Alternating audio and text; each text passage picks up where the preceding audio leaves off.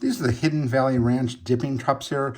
These are really great dipping cups, 1.5 ounces for each one here, and you get 8 of them in this package here. This package is nice. The top opens up here, so you just keep these in your pantry. Just take them out as needed. It stays nice and organized in this container here. So they did a really great job making sure you're not going to basically like get these all over the place. You just keep pulling them out of here, and then you know when you need to replenish them. But these are great. Hidden Valley Ranch is really great ranch sauce. Everybody's been using it for a long time. These dipping cups are great because if you're using them in like a grab and go lunch or something like that, or if we're sending our kids to school with something, you could easily send one of these, just open it up, use it, then you just toss it out. You don't have to have like a Pyrex container or a Rubbermaid container, bring it back home with you. This is just a single-use container here, and it's just a traditional Hidden Valley Ranch sauce, and it's just really great. So if you're a fan of the ranch dipping sauce, or I'm sorry, if you're a fan of the Hidden Valley Ranch and you're looking for dipping cups, you absolutely want to check these out. It's a really great pickup here.